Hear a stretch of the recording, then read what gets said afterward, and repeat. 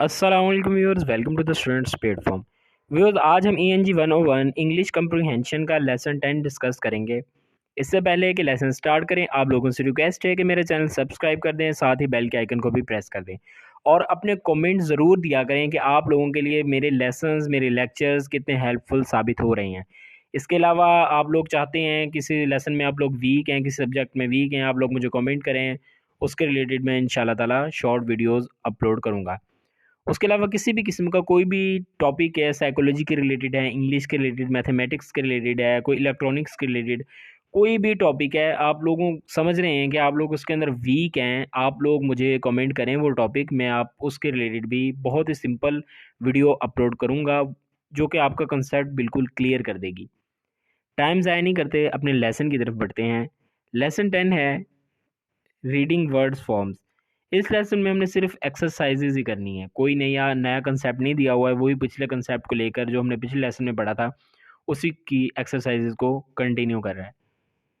Main frame है, ये computer के बारे में ही है। इसके अंदर भी जिस तरह के पिछले लेसन में था बयान किया गया है कंप्यूटर के रिलेटेड। कंप्यूटर आया था, पहले स्पीड स्लो थी, उसके बाद स्पीड ज़्यादा स्पीड वाले कंप्यूटर आ गए। डिजिटल और एनालॉग होते हैं कंप्यूटर, दो तरह के कंप्यूटर होते हैं, कह रहे डिजिटल होते हैं और एनालॉग होते हैं। प्रोग्रामिंग होती है कंप्यूटर के अंदर, डाटा प्रोसेसिंग होती है। उसके अलावा यहाँ पे इसके अंदर ये कह रहा है कि जो है कि कंप्यूटर जो है वो बड़ी बड़ी रकमों को, बड़ी बड़ी चीज़ों को मिनटों सेकंडों में सॉल्व कर देता है। ये सारी बातें यहाँ पे कर रहा है। उसके अलावा बाकी आप लोग खुद से भी इसको पढ़ सकते हैं। यहाँ पे कह रहा है कि मेन आइडिया क्या है। चार दिए हुए हैं, चार में से दो भी हो सकते हैं, तीन भी हो सकते हैं, मेन आइडिया हो सकता है एक ही हो मेन आइडिया। तो आप लोग पढ़ें, रीड आउट करें पैराग्राफ को अच्छी तरह, आपको इजीली आप लोग अंडरस्टैंड कर सकते हैं कि मेन आइडिया क्या है। लेकिन इसने यहाँ पे आंसर भी दिया हुआ है।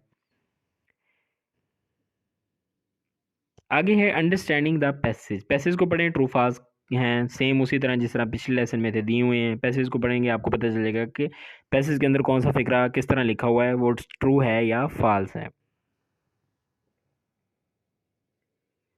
ये इन्होंने आंसर दिए हुए हैं साथ आपकी सहूलत के लिए। लोकेटिंग द फॉर्मेशन इन्फॉर्मेशन कह रहे हैं यहाँ पे आप लोगों ने सर्च करना है कि ये जो डिफरेंट आइडियाज़ हैं किस पैराग्राफ में किस जगह पर कौन सा आइडिया दिया हुआ है, किस जिस चीज़ के बारे में बात की गई है, यहाँ पे इन्होंने इसका आंसर भी दिया हुआ है। कॉन्टेक्चुअल रेफरेंस है कि इसके अंदर कह रहा है कि बोल्ड जो लफ्ज़ हैं वो विच इट दैट इज़, ये जो हैं ये कौन से हैं, इसके अंदर आपने बताना है ये रेफरेंस है। यानी कि इट जो है, अब फ़िक्र को पढ़ेंगे ना आपको पता चल जाएगा इट किसके बारे में बात कर रहा है। हो सकता है पीछे कंप्यूटर की बात की हो तो आगे इट का ज़िक्र, इट से उसको बयान किया जा रहा है। हो सकता है पीछे माउस की बात की हो तो आगे इट का ज़िक्र किया जा रहा है। तो मतलब इट का मतलब है वो माउस की बात कर रहा है। इसी तरह दैट को भी आप सर्च करें कि दैट किसके बारे में कह रहा है। ये आप लोग रीडिंग करेंगे, ये जितने भी फ़िक्रे हैं ये पैराग्राफ्स के अंदर से ही उठाए गए हैं। आंसर्स दिए हुए हैं, कोई मसला ही नहीं है इसके अंदर। तो अंडरस्टैंडिंग वर्ड्स है, वर्ड्स के सिनोनिम्स तलाश करने हैं, यहाँ पे भी सिनोनिम्स तलाश करने हैं। एंटोनिम्स जो हैं ऑपोजिट हैं वो तलाश करने हैं इसके अंदर। वर्ड फॉर्म्स हैं बतानी है, सेम जिस तरह पिछले लेसन में था। यहाँ पे आपने बताना है कि परमिशन, परमिटेड, परमिसिबल कौन सा इनके अंदर से वर्ड लगना है सूटेबल जो है।